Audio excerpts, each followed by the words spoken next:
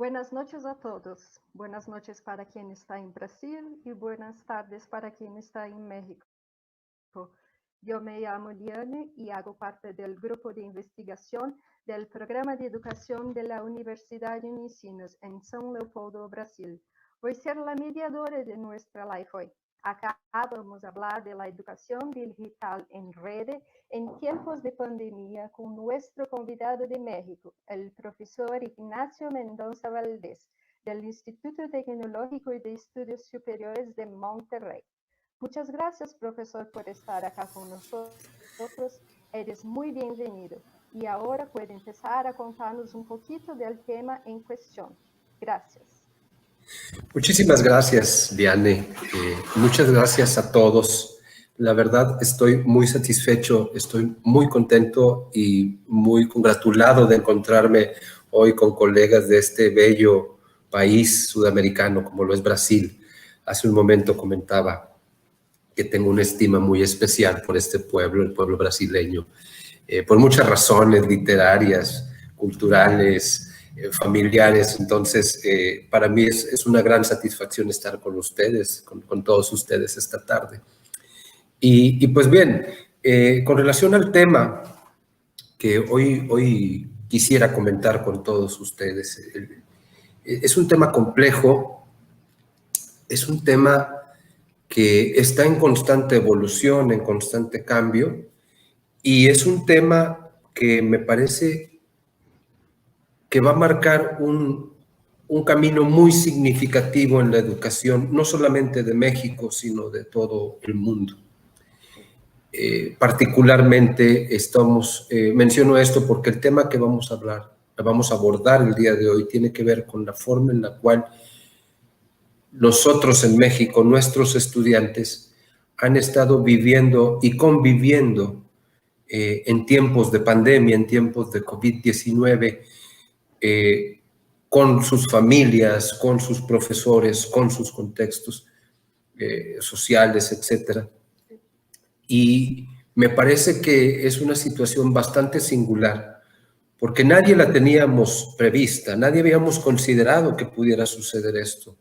Si a mí, como profesional de la educación, me lo hubiesen preguntado en enero del año 2020, si yo suponía hasta dónde iban a llegar los efectos de lo que se estaba viendo en China, no hubiera tenido una respuesta para ello, o seguramente habría sido equivocada. Entonces, pues yo quisiera comenzar a compartirles, para que lo dialoguemos y sobre todo para escuchar sus preguntas, quisiera compartirles algunos datos de lo que ha sucedido en México a consecuencia de la pandemia COVID, lo que ha sucedido con relación a la educación, ¿no? Sí. Y para ello me voy a permitir presentarles, ofrecerles una presentación que espero sea de su agrado. ¿La pueden comenzar a ver? Sí. Perfecto. Puede Perfecto. empezar a platicar. Bueno, como les mencionaba hace unos instantes, la intervención de mi tarde tiene que ver con una explicación de cómo hemos estado viviendo y conviviendo en tiempos del COVID, cómo la enseñanza y el aprendizaje se han modificado, a qué nos estamos enfrentando. Y sobre esto yo quisiera comenzar ofreciéndoles estas estadísticas. Estas estadísticas que ustedes pueden ver en sus pantallas son las estadísticas más recientes. Aquí en México, todos los días a las 7 de la tarde, de tiempo de México, 9 de la noche para Brasil, el gobierno federal ofrece estadísticas y un semáforo epidemiológico en donde nos va refiriendo cómo va avanzando la pandemia en México. Al día de ayer, 14 de abril de 2021, todo el país de México, un país con un aproximado de 125 millones de habitantes, tenía una estadística de 2.482.786 personas contagiadas de COVID. Otra estadística, otro indicador decía que al día de ayer 229.043 personas, 229.043 mexicanos habían fallecido a consecuencia del COVID. Esta es una estadística que yo quiero referir con mucho detenimiento porque son personas que han fallecido por causas directas de COVID. Pero también han fallecido un número significativo de compatriotas por otras enfermedades que se han complicado o que han tenido efectos posteriores al COVID. Y en todo el país, en todo México, al día de ayer había casi 30,000 personas, 29,158 personas contagiadas. Ustedes ante estos números podrían pensar que estamos saliendo adelante en el tema de la pandemia. Y es cierto, la estamos venciendo. Los gobiernos federales, estatales y municipales han hecho un gran esfuerzo. Y al día de hoy nuestro país se encuentra principalmente en un semáforo amarillo.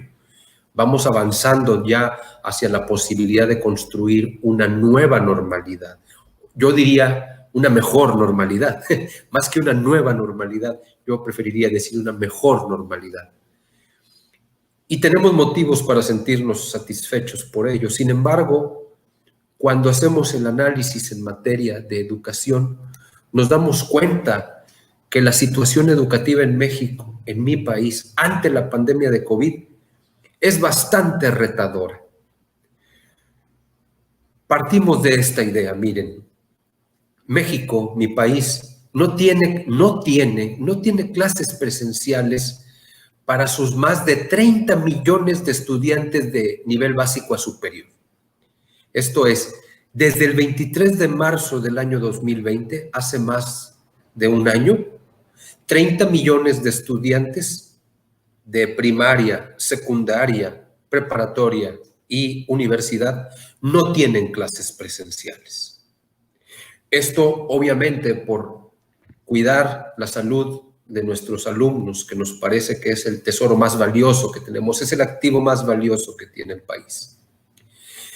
Pero el hecho de que estos 30 millones de estudiantes no tengan clases presenciales nos han supuesto retos y nos han supuesto desafíos que quiero precisar enseguida. Y aquí yo les comparto estas estadísticas que he obtenido de los sitios oficiales del Gobierno Federal de México. ¿Cuáles son esos desafíos? Bueno, los desafíos que nosotros como educadores enfrentamos se dividen esencialmente en tres grandes áreas. La primera área, las bajas en la matrícula. Al día de hoy, 15 de abril de 2021, de los 30 millones de estudiantes que tenemos en todos los niveles de educación, 5.2 millones de ellos no se inscribieron al ciclo escolar 2020-2021, ciclo que inicia en el mes de agosto y que concluye en el mes de julio. Reitero, inició en agosto de 2020 y concluye en julio de 2021. Bueno, en este ciclo escolar, 5.2 millones de estudiantes no se inscribieron. Y aquí entra otra estadística crítica. De esos 5.2 millones de mexicanos que no se inscribieron al ciclo escolar 2020-2021, 3 millones de ellos son alumnos de educación básica. Estoy hablando de niños y adolescentes cuyas edades van entre los 6 y los 12 años. 3 millones de esos estudiantes, chicas y chicos, con edades que van de los 6 a los 12 años, no se inscribieron en este ciclo escolar. Entonces ahí tenemos un reto muy significativo porque estamos hablando de un número muy alto de estudiantes que suspendieron sus estudios, alumnos que suspendieron sus estudios. El segundo desafío que hemos enfrentado tiene que ver con la precariedad económica y estructural, tanto de los estudiantes en su ámbito más íntimo, esto es, en su hogar, como también, lo vamos a ver un poco más adelante, en lo que tiene que ver con la estructura de las escuelas. De esos 5.2 millones de estudiantes que no se inscribieron en este ciclo escolar, el 26.6% de ellos opinó que no se inscribieron debido a que no consideraban como funcionales las clases en línea. Esto es, no encontraban una similitud a la hora de analizar el aprovechamiento de una clase presencial en comparación a una clase en línea. Otro porcentaje significativo, el 25.3% de los estudiantes que no se inscribieron en este ciclo escolar, declaró que desistieron en sus estudios porque su padre o su tutor perdió el trabajo. Y esto nos lleva a una situación de crisis económica. Muchos empleos se han perdido en México a causa del coronavirus, y esto impactó en la trayectoria de estos estudiantes, quienes, al carecer de recursos económicos, decidieron, seguramente contra su voluntad, continuar con sus estudios. Y otra estadística también interesante refiere que el 29% de los estudiantes que ya no continuaron con sus estudios lo dejaron de estudiar debido a que no tenía una computadora, no tenía algún dispositivo como un teléfono celular o no tenía conexión a Internet. Aquí estamos viendo entonces un aspecto de precariedad estructural bastante significativo, porque estamos hablando de estudiantes que quizás sí hubieran querido continuar con sus trayectorias, pero ante la falta de recursos materiales decidieron abandonar los estudios. No tenían la opción. Exacto, tenían la voluntad de hacerlo, pero no contaban con los recursos. Ahora, esto es lo que sucede en México con relación al ciclo escolar 2020-2021. El ciclo escolar que, repito, inició en agosto de 2020 y concluirá en julio de 2021. Pero también tenemos el desafío de atender a jóvenes que no concluyeron estudios en el ciclo escolar 2019-2020. Porque yo aquí quisiera decir, de 33.6 millones de alumnos que estuvieron inscritos en el ciclo escolar 2019-2020, 740,000 de ellos no concluyeron los estudios en el ciclo 2019-20 por alguna razón asociada al COVID. Quizás se contagiaron ellos, quizás se contagió alguno de sus familiares, o por falta de recursos, perdieron el trabajo, sus padres, no tenían una computadora, no tenían acceso a red. Entonces, estamos hablando de que cuando comienza la pandemia en México en marzo de 2021, a 4 meses de que concluyera el ciclo escolar 2019-2020, 740,000 estudiantes abandonaron los estudios. Entonces, estaríamos hablando en números redondos de que 6 millones de estudiantes de entre 3 y 29 años han visto afectadas sus trayectorias académicas, ¿no? Este es los principales desafíos a los cuales nos enfrentamos. El gobierno de la República Mexicana se ha planteado unas estrategias que han estado operando desde el mes de agosto de 2021. Básicamente han sido 10 estrategias. La primera de ellas fue atender prioritariamente a quienes no tenían acceso a tecnologías de la información y la comunicación, las TICs. Esa atención prioritaria se ha dado en la medida de lo posible a través del abastecimiento de equipos y de conexiones de red, o también apoyándose sobre todo en las señales abiertas de las cadenas televisoras. Aún así tenemos el rezago de zonas que carecen de electricidad, pero una forma de darle atención prioritaria a estos jóvenes ha consistido en que las clases se ofrecen a través de la televisión abierta. en todos en canales especiales, canales que se diseñaron, canales de televisión que se diseñaron especialmente para esto. Eso nos lleva al segundo punto. Se han diversificado las alternativas de educación en línea, ¿verdad? Por un lado está la televisión, que bueno, es un sistema abierto a todo el público, pero en el caso en particular de la educación en línea, los profesores han optado por recurrir a diversas plataformas como lo son desde la plataforma Zoom, incluso se han ofrecido pautas de seguimiento a través de grupos de chats de WhatsApp. Esto es, se está buscando la diversificación de alternativas para no quedarnos limitados a un solo medio de comunicación. Por otro lado, la educación, ya sea en línea o a través de canales de televisión, se ha buscado que fomenten actividades lúdicas. Aquí yo quiero mencionar algo que me parece que es clave. La currícula de las escuelas, de los programas escolares, se ha enfocado en este ciclo escolar sobre todo a generar actividades lúdicas que hagan el proceso de enseñanza-aprendizaje más atractivo para las niñas y para los niños, para los jóvenes.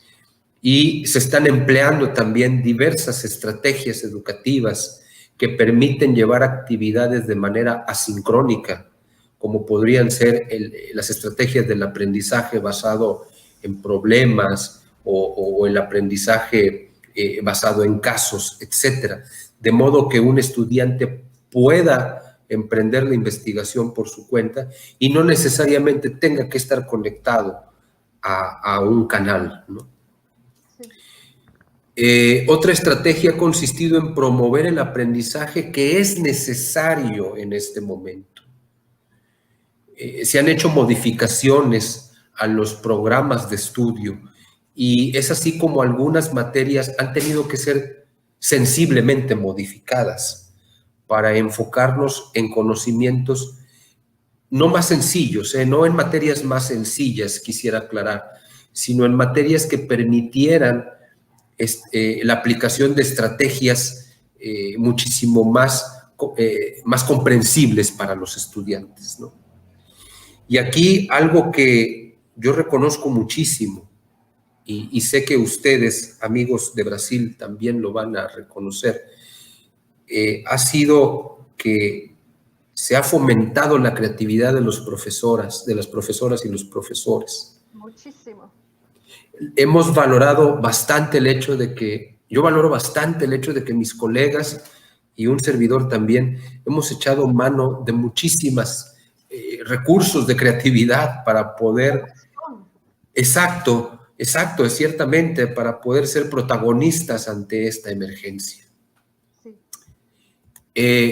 Hemos promovido también oportunidades de formación y desarrollo profesional a los profesores, porque muchos profesores no estaban lo suficientemente preparados como para usar un dispositivo o como para pararse frente a una cámara de televisión, y entonces se han generado campañas de cursos, se han ofrecido cursos y se han ofrecido campañas de capacitación para tratar de nivelar el desempeño de todos los profesores. Y aquí hay también otro punto muy importante en la estrategia, es reconocer, valorar, destacar el hecho de que las madres y los padres de familia son una herramienta invaluable en este momento. ¿Por qué? Porque ellos se han convertido, los padres, las madres, las abuelas, los abuelos, los hermanos, hermanas mayores, se han convertido en profesores también y están apoyando la labor que desde la escuela se está haciendo.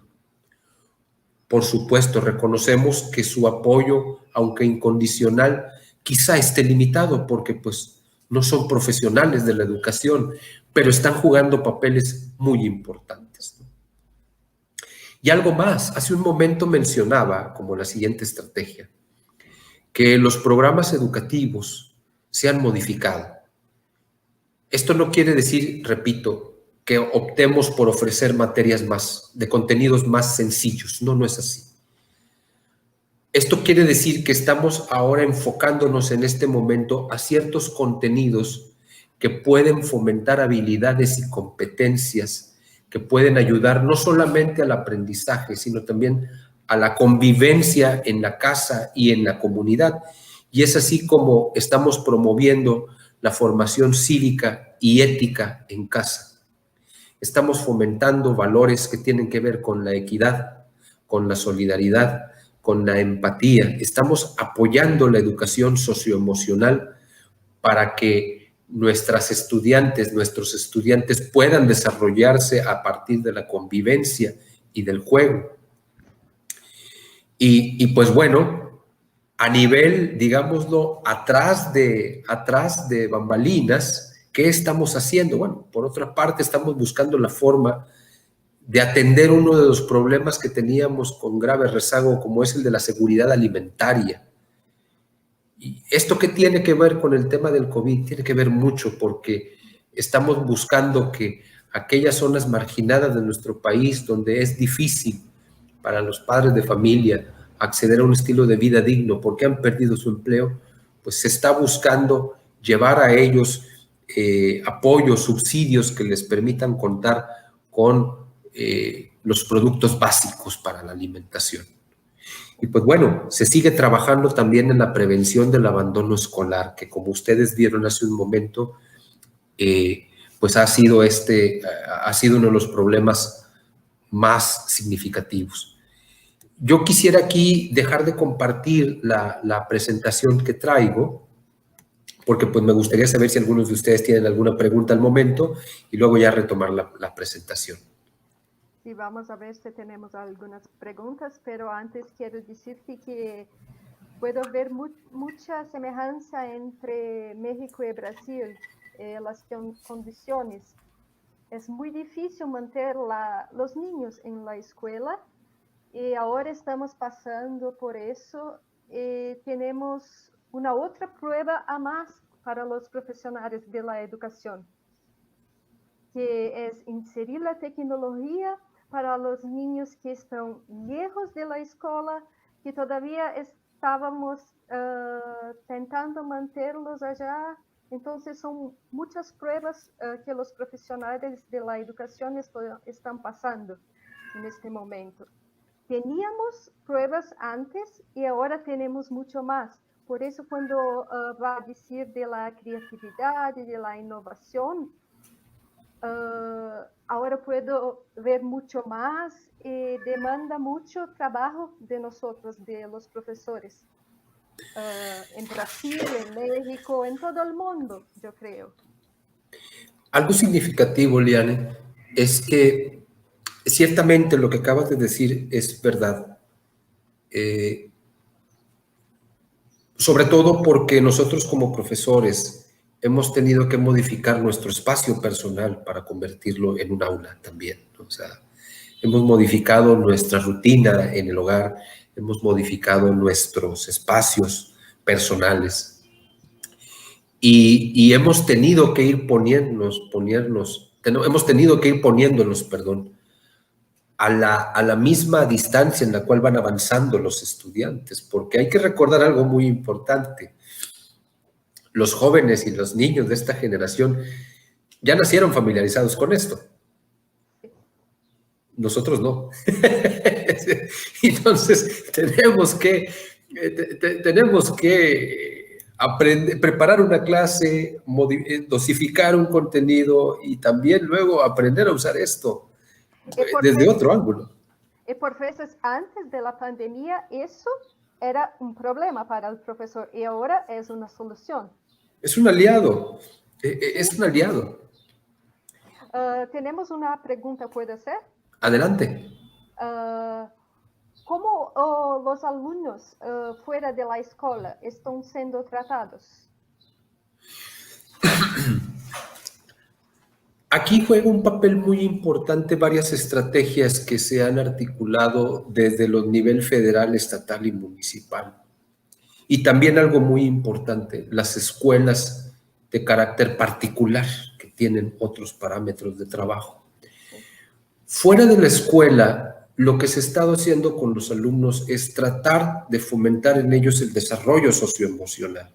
En primer lugar, darles la certidumbre de que estamos en una situación crítica que tendrá un fin.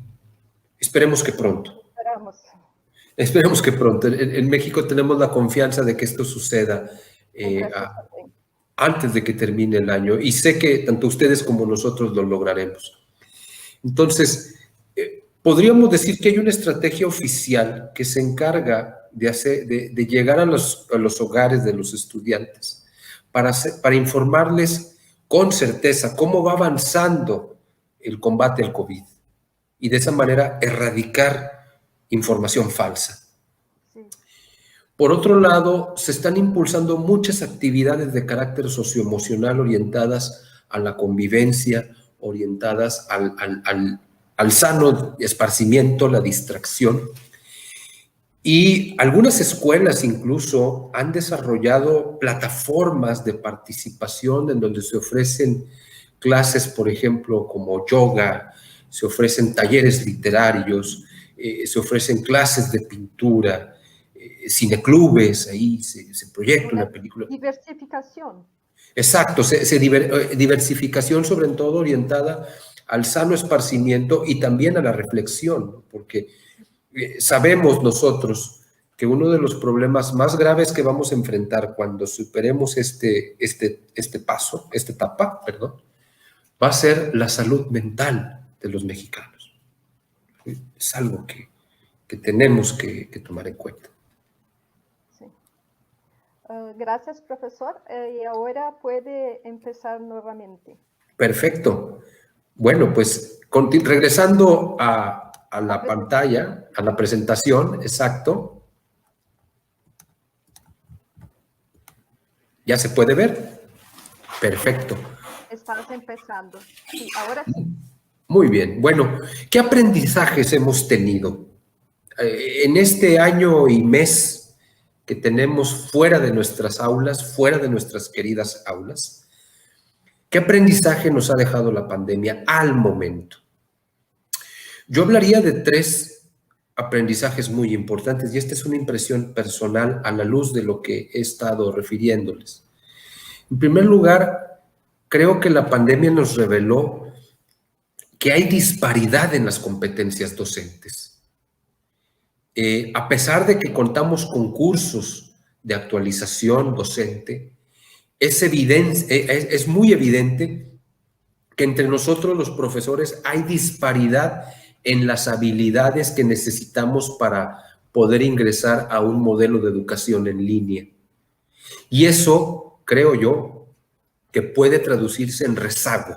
Esto puede traducirse en algo que vaya a hacer que algunos profesores se queden atrás, y atrás de esos profesores habrá alumnos que no podrán acceder completamente o satisfactoriamente a los contenidos educativos. Otro aprendizaje que nos está dejando esta pandemia es el grave rezago tecnológico que tenemos. Ciertamente, nuestras chicas y nuestros chicos nacieron, son nativos digitales, ¿verdad? Saben lo que implica el uso de dispositivos. Sin embargo, también es cierto que no todos tienen acceso a esos recursos, lo cual demanda una educación emergente. Y no solamente no tienen acceso a esos recursos, no tienen acceso a veces a las condiciones que les permitan desempeñarse con esos recursos. Porque en México las escuelas tienen computadoras y quizá una chica que no tenga una computadora en su casa, pues va a trabajar en la computadora de la escuela con el permiso de sus profesores. Pero nos hemos dado cuenta que no solamente, que hay un rezago no solo en el acceso a los recursos, sino también en el manejo de esos recursos. Entonces, creo que la pandemia nos viene a demostrar que la educación en línea es el futuro que ya llegó. Es el futuro que ya estamos viviendo. Y por ello creo que esta pandemia viene a revelar una enorme brecha que tenemos que salvar. Por último, el tercer aprendizaje que yo observo aquí tiene que ver con que ha habido una desvinculación escuela-familia. Para mí esto es un punto crítico. Las autoridades escolares y los padres de familia antes de la pandemia no vivían una comunicación eficaz, o era una comunicación que se limitaba a aspectos estrictamente operativos. ¿Cómo va mi hija? ¿Cómo va mi hijo? ¿Entregó su tarea? ¿No la entregó? ¿Qué tal va en matemáticas? Pero no había ese involucramiento en el desarrollo socioemocional del estudiante. No había una vinculación entonces. Ahora mismo se está volviendo a construir y yo lo aplaudo, lo celebro. Pero es un problema grave porque no olvidemos que muchas de estas familias al día de hoy sufren porque se ha perdido el empleo o porque se ha perdido la vida de un ser querido a causa del coronavirus o se ha visto menguado su estilo de vida. Entonces, me parece que hoy más que nunca se tiene que fortalecer la relación entre la escuela y la familia para que el estudiante se pueda sentir protegido y animado a estudiar. Dejo de compartir por si alguno de ustedes pues tiene algún comentario o quiere hacer una pregunta. Tenemos una profesora nuestra que estás diciendo congratulaciones para ti. Muchas gracias. Está preguntando ¿cómo tú ves que puede ser la educación, cómo tú entiendes que va a ser la educación pues la pandemia? Ok, muy bien. Yo quisiera aquí hablar de la institución para la cual yo colaboro, el Tecnológico de Monterrey. Es una universidad, pero creo que ese también es un punto que tenemos que mencionar. Se están haciendo alianzas entre universidades y escuelas de nivel básico, ¿no? Para justamente apoyar. Cuando nosotros en el Tecnológico de Monterrey tuvimos el reto de la pandemia, que nos avisaron que debíamos de suspender clases, pusimos en marcha un modelo de educación remota. ¿Qué quiere decir esto? Todas nuestras clases nos las llevamos a un modelo en línea para contener el problema. Al día de hoy seguimos ofreciendo clases en línea. Pero respondiendo a mi colega, ¿cuál cree que pueda ser el futuro de la educación post-pandemia? Yo creo que vamos a migrar a un modelo híbrido, un modelo que le permita al estudiante ya no tener que movilizarse tanto, en la escuela. ¿A qué me refiero con esto? Me refiero a que estaríamos hablando de un modelo educativo en donde algunas clases serían presenciales, otras serían asincrónicas. Algunas actividades se llevarían de la mano del profesor, otras se llevarían en los tiempos, en los momentos. Y así podríamos entonces observar que este modelo de educación híbrida con actividades presenciales y en línea podría ayudar a varias cosas. En primer lugar, podría ayudar a diversificar contenidos. Podría ayudar a la economía familiar en cuanto que ya no tendría que ser necesario movilizarse tanto. Podría ayudar también a la transición que van a vivir nuestros estudiantes de tener que salir de su casa donde han estado durante un año y regresar a las aulas, ¿no? Entonces, por supuesto, es un modelo que va a tener sus oportunidades, pero creo que el futuro está ahí, en diseñar y seguir un modelo híbrido con actividades sincrónicas y asincrónicas. Gracias. Y ahora voy a hacer otra de Ana Carolina Márquez. ¿Las actividades ofrecidas a los alumnos fueron planeadas por los profesores o cómo eso se sucedió, el planeamiento? Bien, en acuerdo con información que obtuve en los portales de la Secretaría de Educación, el Ministerio de Educación, tanto federal como estatal. Todo el diseño fue llevado a cabo por profesores. Se llegaron a crear comités de análisis, ¿verdad? Esto es, comités en donde se analizaba qué clase de contenidos debían modificarse y cómo. Y luego a partir de allí se creaban claustros de profesores quienes al recibir la propuesta del comité modificaban o diseñaban a partir de esas pautas lo que iba a ser su trabajo. Entonces, podríamos resumir esta respuesta diciendo que la planeación sí corrió por parte de los profesores y se llevó sobre todo a partir de contenidos generados, analizados por un comité y luego observados desde la situación que suponía la pandemia. Y aquí es donde mis colegas profesores creo que pusieron especial atención en la necesidad de desarrollar actividades más orientadas hacia aspectos lúdicos pues con tonos creativos, ¿no? Estábamos hablando, antes tú estabas hablando de la familia, el papel de la familia en todo ese contexto. Entonces voy a hacer una pregunta de Julia Rodríguez. Profesor, ¿cuáles son las estrategias adoptadas por ustedes para fortalecer tanto la familia como la escuela? En primer lugar, y en acuerdo a lo que yo he observado, por ejemplo, vamos a pensar en la educación básica, ¿no? Hace un momento yo comentaba que algunas clases se están impartiendo a través de la televisión, ¿verdad? Sí.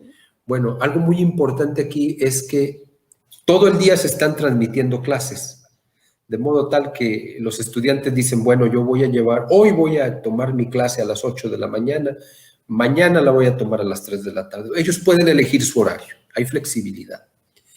Pero en esas clases hay una clase muy importante que se llama Escuela para Padres de Familia.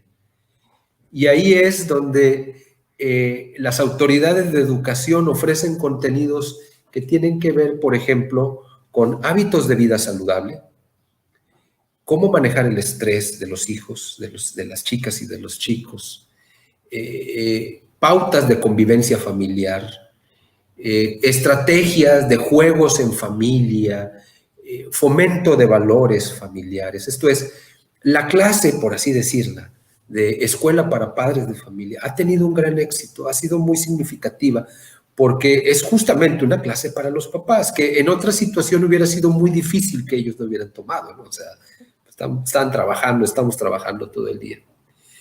Ahora, algunas escuelas con más recursos que otras, han diseñado sitios web que ponen al alcance de los padres de familia, justamente con videos, con recomendaciones para contenidos de esparcimiento y de diversión o de orientación, ¿verdad? Se han abierto también líneas telefónicas que atienden a los padres con dudas sobre cómo manejar el estrés o cómo manejar cualquier situación crítica que los hijos pudieran tener. Y estas son algunas de las pautas que se han seguido para fortalecer precisamente esa relación escuela-familia. Aunque yo debo mencionar algo aquí también muy importante. Esa relación en algunos casos está muy deteriorada, ¿no? Está muy, muy deteriorada por razones de carácter económico o estructural. Y pues bueno, justamente allí es donde los comités de la Secretaría de Educación también trabajan para ver de qué manera se puede acercar el conocimiento a estos grupos. Sí. Tenemos otra pregunta, si eres de Bruna. Ella está preguntando, con esas constataciones, ¿hubo alguna estrategia de envío de materiales impresos o otras formas de dar continuidad al trabajo con los estudiantes que no tienen acceso a la internet o otros dispositivos tecnológicos? Muy bien, sí. Hay que mencionar algo importante. El gobierno mexicano ofrece gratuitamente a los estudiantes de educación primaria, sobre todo, ofrece libros de texto gratuitos en las escuelas públicas mexicanas. Entonces, cualquier estudiante de una escuela pública mexicana tiene acceso a libros de texto, a libros gratuitos. Entonces, todos los programas que se diseñaron para las escuelas primarias, para las escuelas de educación primaria, todos los programas están basados en los contenidos del libro de texto, de modo tal que el estudiante tenía en su casa el libro, podía él consultarlo e ir avanzando. Obviamente esta situación se vuelve más complicada cuando hablamos de la educación secundaria, preparatoria y pues ya no se diga profesional, porque pues allí ya los libros de texto en México no son gratuitos, o sea, ya a partir de secundaria se tienen que comprar. Pero tenemos que recordar allí que estaríamos hablando de estudiantes que ya tienen otro tipo de habilidades, entonces pueden hacer búsquedas en internet, pueden hacer consultas. Y algo también significativo, hay espacios en México en donde los estudiantes pueden recurrir a tener acceso libre a internet. Acá en México se les conoce como kioscos electrónicos y son espacios en donde hay conectividad gratuita, pueden ser plazas públicas también. Y los estudiantes ahí se conectan y trabajan, ¿no? Pueden ahí pues estar trabajando muy bien. Estas son algunas de las pautas. Sin embargo, no debo mencionar que esto último, aunque ha ayudado, no podemos dejar de pasar que durante casi 6 meses estuvimos prácticamente aislados, o sea, los estudiantes no podían salir de sus casas por los contagios, pero bueno, son algunas de las formas con las cuales tratamos de salir adelante ante esta situación. Sí. ¿Tienes más alguna parte de la presentación que quieres compartir con nosotros? Bueno, pues de hecho ya estaría yo refiriendo aquí algo también que me parece muy importante mencionar y que tiene que ver con la articulación, aunque no está en la presentación, creo que vale la pena mencionarlo. Ha habido instituciones de educación superior que ante este problema han estado apoyando a las escuelas, han estado ofreciendo recursos, capacitaciones, cursos. Entonces, se está haciendo una sinergia muy interesante entre algunas universidades públicas y privadas para con las escuelas de educación primaria, desde cosas tan sencillas como capacitación o tan complejas como el diseño de ciertos programas, pero eso es algo que no se había visto antes de la pandemia y que me parece que es muy importante mencionarlo. Y también me parece muy importante mencionar algo. Seguramente, y yo aquí me regreso a la pregunta que hubo hace unos instantes de cómo sería el futuro de la educación post-pandemia. Seguramente la educación que viene le va a dar un lugar especial, así, especial, a la educación socioemocional. Creemos que esto lo que nos ha demostrado es que es importante enseñar a nuestros estudiantes a reconocerse, a reconocer su historia personal, a reconocer lo que les caracteriza como seres individuales. Y por ello creo que los próximos programas educativos van a estar muy orientados al fomento de habilidades socioemocionales. Voy a hacer más una pregunta para ti. ¿Cuál fuera el mayor problema encontrado durante este periodo en la escuela, con los alumnos, los profesores y las tecnologías también? Es una pregunta con muchas respuestas. Sí. He hablado muchas cosas, entonces.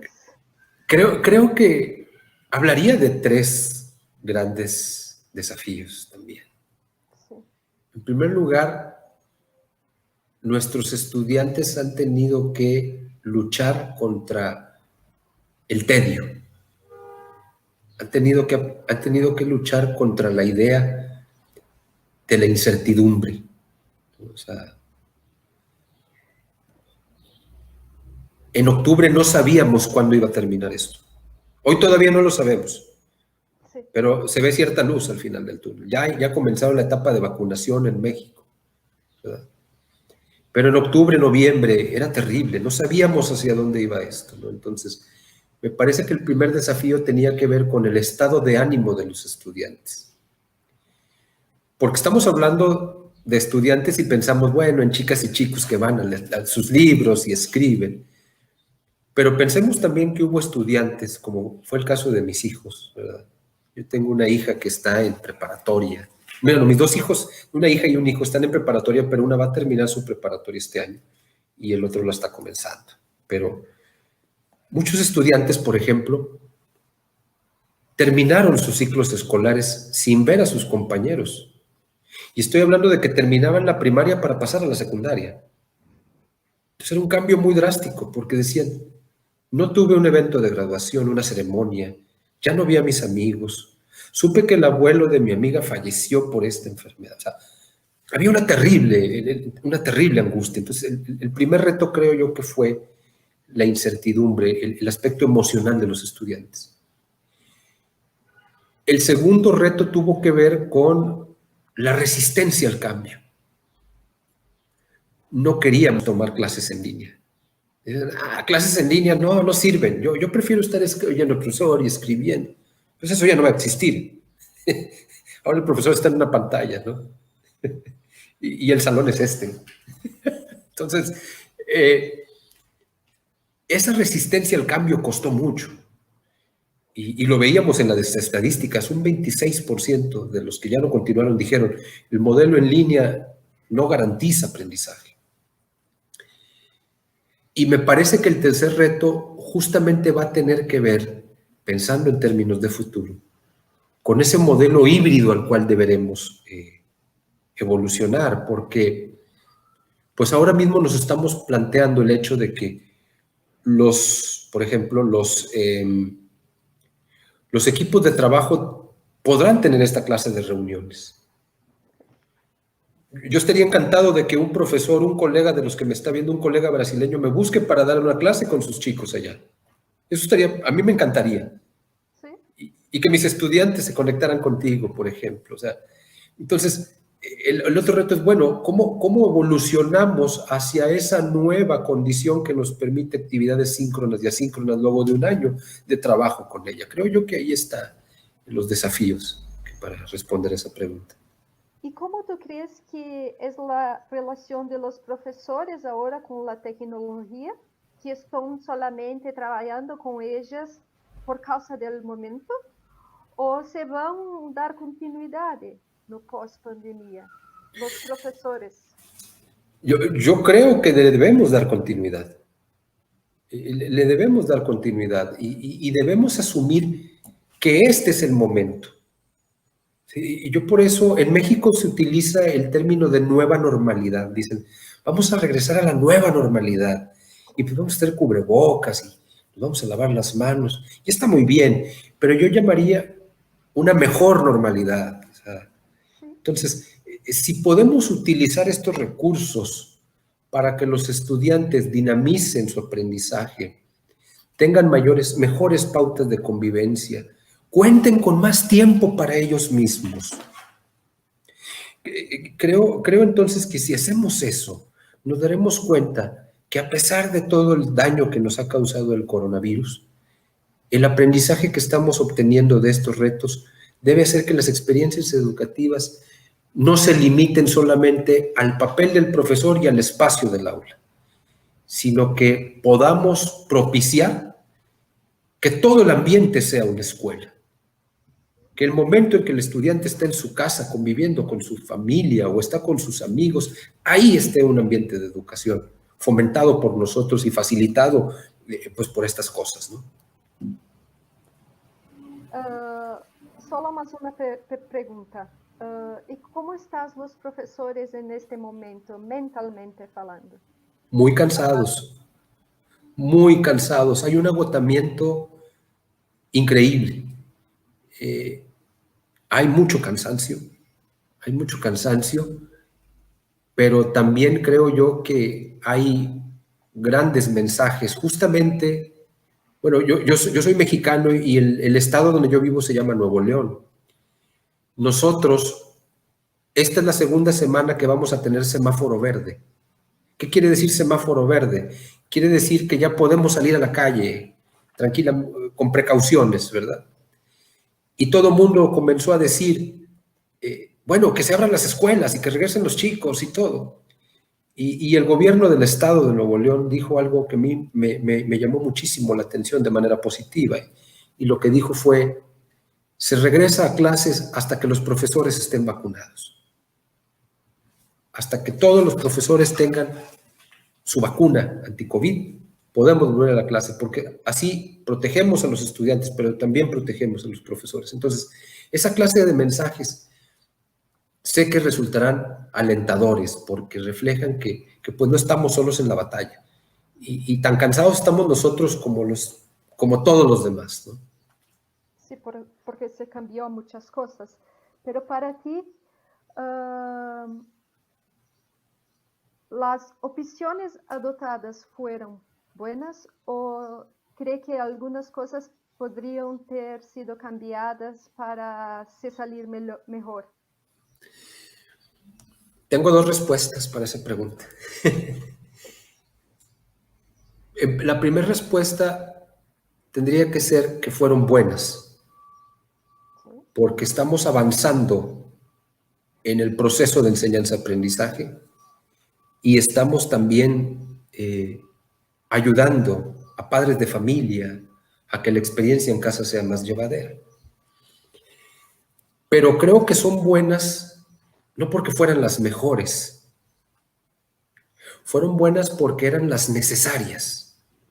Necesitábamos trabajar así, o sea, y ha habido historias bastante emocionantes de profesores que cubiertos con cubrebocas y van a las calles donde están sus escuelas a repartir materiales de trabajo. O sea, ha habido historias muy significativas, muy impresionantes. ¿Por qué?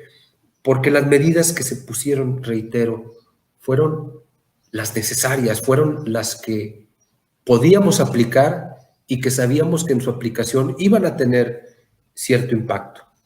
¿Hubo errores? Sí, hubo errores. Hubo omisiones también. Pero creo que el balance es más positivo hacia lo que podríamos considerar. Bueno, profesor, ahora llegamos al fin de nuestra presentación, de nuestra live. La primera cosa yo quiero decir muchas gracias a la profesora Eliane, que es nuestra coordinadora, la coordinadora del proyecto. Y quiero también agradecer mucho por platicar acá con nosotros directamente de México. Dizer muchas gracias em nome de todos que estão acá escutándonos, por el tempo dedicado, por las informações concedidas, e espero lo mejor para México, para Brasil e para el mundo, para la salud y para la educación. Muy agradecido por la invitación, espero que no sea la última. Espero seguirles viendo y seguir colaborando con ustedes porque estoy muy satisfecho, muy agradecido y también con la seguridad de que vamos a salir adelante como países, como continente, como raza humana que somos. Esto no nos va a doblar, no nos va a vencer, vamos a salir fortalecidos y vamos a construir esa mejor normalidad, una normalidad más empática, de mejor comunicación y sobre todo de mayor confianza. Entonces, buenas noches a todos y muchas gracias. Buenas noches y gracias por sus atenciones. Hasta la próxima. Hasta.